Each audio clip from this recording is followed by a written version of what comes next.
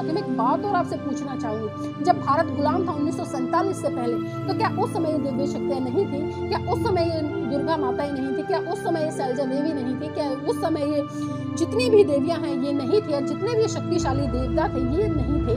ये तब क्यों नहीं निकल कर आए? तब क्यों नहीं इन्होंने भारत को आजाद करा लिया? अगर इतने ही के पास में दिव्य शस्त्र है, एक शस्त्र चलाते, एक शस्त्र से मैं कहती हूँ पूरी सेना को भस्म करते, पूरे अंग्रेजों को यहाँ से भगा सकते थे। लेकिन आप भी जानते हैं कि इनमें कोई भी किसी तरह की शक्ति नहीं है।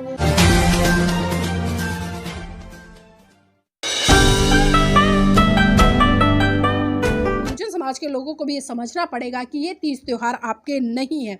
और इसमें मैं एक बात और बता दूं साथियों, आपने देखा होगा, आपने हिंदू धर्म ग्रंथों में पढ़ा होगा कि जब भी दुर्गा की पूजा होती है तो वैश्या के कोठे से मिट्टी लाई जाती है और उससे दुर्गा की मूर्ति बनाई जाती है और उस मूर्ति बनाकर उसकी पूजा की जाती है और उसी मिट्टी से जो जहाँ पर पूजा होती है वहाँ से लीपा पोती, जो कि चौका वगैरह बोलते हैं उसको, वो किया जाता है। तो इन्हीं चीज़ों से साथियों आप समझ सकते हैं कि आखिर इस देश में चल क्या रहा है। एक तरफ तो वो व्यवस्था है जो लगातार आपको गुलाम बनाने का काम करे, लेकिन एक तरफ दूसरी व्यवस्था भी है जो लगातार पाखंडवादी अंधविश्वासों का खुलासा कर रही है। लेकिन कहीं ना कहीं समाज आज सोच नहीं पा रहा है कि वो आखिर किस दिशा में जा रहा है। और आज हम देखते हैं कि अगर वैज्ञानिक रूप से भी अगर मैं बात करूँ साथियों, हमने देखा है कि किसी भी घर में अगर कोई बच्चा पैदा होता है, मैं खासकर लड़कियों की बात करूँ क्योंकि मैं माताओं की बात कर रही हूँ यहाँ पर, तो उसमें हम देखते हैं कि अगर किसी बच्चे के 3 हाथ हो जाते हैं, 3 हाथ भी वो पूर्ण नहीं होते, 2 हाथ तो पूरे होते हैं और एक हाथ छोटा सा है, इतना सा हो जाता है साइड में, जिसको कि जो पेरेंट्स होते हैं स्वीकार नहीं करते, समाज भी स्वीकार नहीं करता और उसको ऑपरेशन के तहत उस छोटे हाथ को, उस पार्ट को कटवा दिया जाता है। लेकिन अब एक बात देखिए कि जितनी भी ये 9 माताएं तैयार की गई हैं, एक भी माता ऐसी नहीं है जिसके 2 हाथ हो साधारण तरीके से। अब सोचने वाली बात यह है कि इनकी उत्पत्ति कैसे हुई, इनके माँ बाप कौन थे? क्या कभी हमने सवाल खड़े किए कि आखिर इनके माँ बाप कौन थे? और इनके 7-7, 8-8, 10-10 जो हाथ लगे हुए हैं वो आखिर कैसे लगे हुए? और लगे भी हुए, चलो मैं एक बार को मान लेती हूँ, तो मैं ये भी पूछना चाहूंगी कि आखिर वो कौन से टेलर है जो 8-8, 9-9 भुजा बनाकर एक ब्लाउज को तैयार कर देते हैं? और एक बात और देखिएगा साथियों, सबसे बड़ी बात है कि यहाँ पर ये जितनी भी 9 माताएं हैं ये सभी इनको बोलते हैं कि ये विवाहित नहीं, इनके पतियों का नहीं पता है। क्योंकि बहुत सारे बुद्धिजीवी लोग चिंतन मनन करते हैं तो चर्चाएं करते हैं इस चीज़ को। कोई भी माता विधवा नहीं है लेकिन फिर भी हम इनको माता बोलते हैं। अगर आज आप किसी भी कुंवारी लड़की को माता बोल दो, मैं कह रही हूँ गारंटी से लड़ाई हो जाएगी। आप बोल के देखिएगा किसी को। हम अक्सर देखते हैं कि हम अगर 22-23 साल की लड़की को अगर आंटी बोल देते हैं, मतलब कोई बच्चा, तो वो बहुत ज़्यादा चिढ़ जाती है। और ऐसे में हम जो ये 9 माता हैं इनको माता बोलने का काम कर रहे हैं, तो साथियों ये भी बहुत ही सोचने समझने की बात है। और जिस तरह से जो पंडे पुजारियों ने 9 दिन के लिए एक प्रस्ताव लोगों के लिए पारित कर दिया है, एक भय दिखा दिया है कि 9 दिन तक आप मांस नहीं खाएंगे, 9 दिन तक आप दारू का सेवन नहीं करेंगे, 9 दिन तक आप किसी भी नशीली चीज़ का सेवन नहीं करेंगे, 9 दिन तक आप कोई भी ऐसा राग द्वेष नहीं पालेंगे, 9 दिन तक आप कोई भी ऐसा व्यभिचार नहीं करेंगे।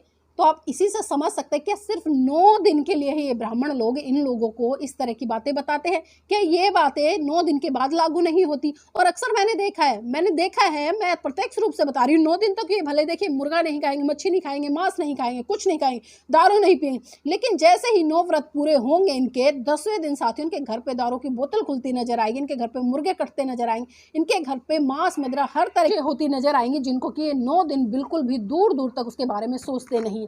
अगर बुरी चीजें तो आप उनको हमेशा के लिए छोड़िए ना, सिर्फ खाली 9 दिन के लिए क्यों?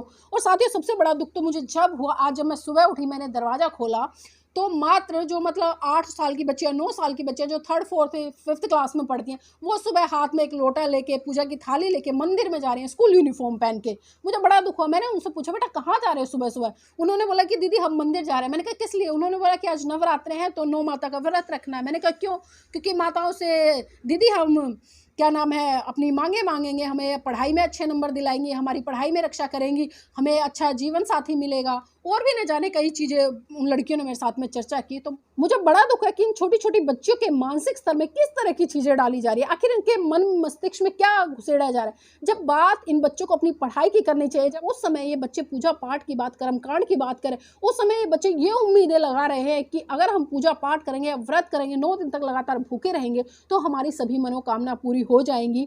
और साथ ही जिस तरह से मैं बात करूं बहन बेटियों, क्योंकि 9 दिन इन दुर्गाओं को बहुत ही पवित्र और बहुत ही आराध्य और बहुत ही एक शक्तिशाली देवी के रूप में पूजा जाता है।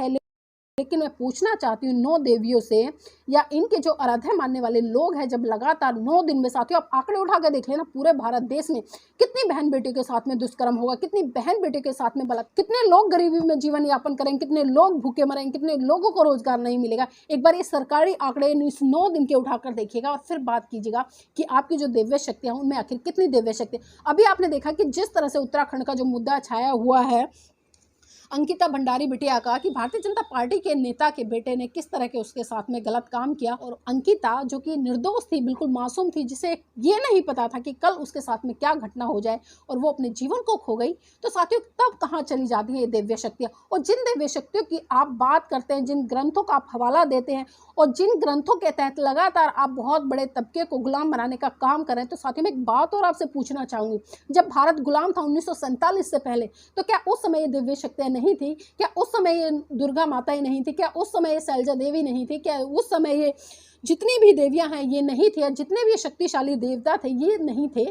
ये तब क्यों नहीं निकल कर आए? तब क्यों नहीं इन्होंने भारत को आज़ाद करा लिया? अगर इतने ही इनके पास में दिव्य शस्त्र है, एक शस्त्र चलाते, एक शस्त्र से मैं कहती हूँ पूरी सेना को भस्म करते, पूरे अंग्रेजों को यहाँ से भगा सकते थे। लेकिन आप भी जानते हैं कि इनमें कोई भी किसी तरह की शक्ति नहीं है। और समय समय पर साथियों ये कवियों के द्वारा घड़ी हुई वो मन घड़ंत कहानियाँ हैं, और खासकर वो कवि जो ब्राह्मणवादी व्यवस्था से लिप्त है, जो मनोवादी व्यवस्था से लिप्त हैं, और ये आज भी लगातार उसी संस्कृति को, उसी परंपरा को, उसी पाखंडवाद को बढ़ावा देने का काम करें। तो ये आपका दायित्व बनता है। आज हम देखते हैं कि भारत देश में जिस तरह से 9 दिन दुर्गा की पूजा करेंगे, बड़े हर्षोल्लास के साथ मनाएंगे, उनका सम्मान करेंगे, लेकिन 9 दिन के बाद क्या? 9 दिन के बाद क्या? अगर आपके घर में कोई बेटी पैदा हो जाएगी तो आपके घर में मातम पसर जाएगा। मैं गारंटी से कहती हूँ। आज जिस तरह से प्रचलन हम देख रहे हैं, अगर रेशो उठाकर देखें, लड़कियों की संख्या साथियों बहुत कम है, लड़के ज़्यादा मिलेंगे आपको, लड़कियां कम मिलेंगी। आप परसेंटेज और प्रतिशत उठाकर देख लीजिएगा। जब आप अपने घर में बेटियां पैदा नहीं करेंगे तो अपने बेटों के लिए बहू कहाँ से लाएंगे? कहाँ से लाएंगे? एक बात कीजिए, अगर आपके घर में 2 बेटियां हो जाए तो तीसरी बेटी भी अगर हो जाती है तो मातम छा जाता है घर में। आप ऑपरेशन कराने के लिए भागते हैं। क्यों भागते हैं? क्या तब उनमें आपको दिव्य शक्ति नहीं दिखाई देती? क्या तब आप उसमें दुर्गा माता का रूप नहीं देखते? ये दोहरा चरित्र और दोहरा मापदंड साथियों बनाना बंद कीजिए। अगर सही मायने में काम करना है तो विज्ञान की कसौटी पर खरी चीज़ों को उतार कर तब काम कीजिएगा, ना कि इस तरह के कर्मकांडों को बढ़ावा देकर, इस तरह के जो आडंबर है उनको बढ़ावा देकर और 9 दिन तक लगातार अपने मन को बहलाने का काम कर लेना, लेकिन 9 दिन के बाद लगातार उसी प्रोसीजर में ढल जाना जिसको कि आप फॉलो करते हैं। तो यहाँ पर मैं अपने बहुजन समाज के साथियों से ये बिल्कुल, साथियों मैं चाहे कटु शब्दों में कह लो या कड़े शब्दों में कह लो, मैं आपसे कह रही हूँ, मैं किसी और से नहीं कह रही हूँ, बल्कि मैं अपने उस समाज से कह रही हूँ जो आज भी कहीं ना कहीं इन रूढ़िवादी परंपराओं के तहत, इस डर के तहत, क्योंकि ये बहुत सारे महान पुरुषों ने कभी कहा है कि धर्म नहीं, ये धंधा है और पढ़ा लिखा भी अंधा है। मैं उन लोगों की बात नहीं कर रही हूँ जो दूसरे समाज से आते हैं, लेकिन मैं अपने समाज के लोगों की बात कर रही हूँ और खासकर उन महिलाओं की बात कर रही हूँ। आप इस गुलामी की जंजीर से निकलिए। जितने भी तीज त्यौहार आते हैं ये आपके महान पुरुषों की शहादत देकर, उनकी हत्या करके, उनका कत्ल करके और आपको गुलाम बनाकर और आपसे ही आपके पूर्वजों की हत्या पर जश्न मनाने का काम ये लोग करवाते हैं।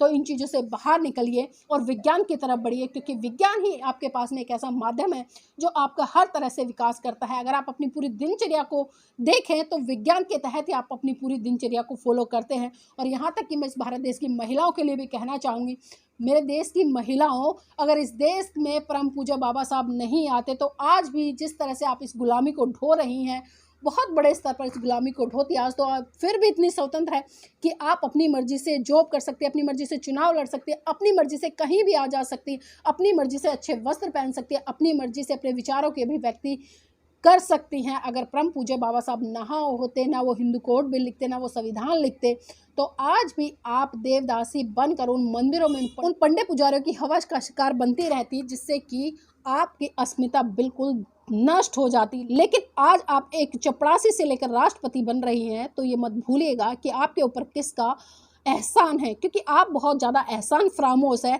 आपको सफलता किसी के कारण मिलती है, लेकिन आप उसका श्रेय किसी और को देते हैं। और खासकर उन चीज़ों को जो काल्पनिक है, जो पत्थरों वाली चीज़ें, आप सुबह से लेकर शाम तक माथा मारते रहिए उन पत्थरों में। मेरा कुछ नहीं बिगड़ता, मेरा दायित्व था अपने समाज की महिलाओं के लिए एक संदेश देना अगर आपको पसंद आए तो कीजिएगा। और साथ ही मैं आपसे एक अपील और करूंगी, इस वीडियो को ज़्यादा से ज़्यादा शेयर करें ताकि समाज की बहुत सारी महिलाओं को इस तरह का संदेश मिले और आपको भी संदेश मिले। और मैं अपने पुरुष साथियों से भी कहूँगी, साथियों अपने घर की महिलाओं को समझाओ इस तरह के तीज त्यौहार और इस तरह की बातें ना करें। क्योंकि हम देखते हैं कि नवरात्रों के 9 दिन के बाद जब पूजा होती है तो कहीं ना कहीं, क्योंकि बेटी तो एक समय, चाहे वो शादीशुदा हो या शादीशुदा ना हो, लेकिन हम जो कन्या पूजन करते हैं किसका करते हैं, हम ढूंढते हैं कि लड़कियां शादीशुदा हो ना हो।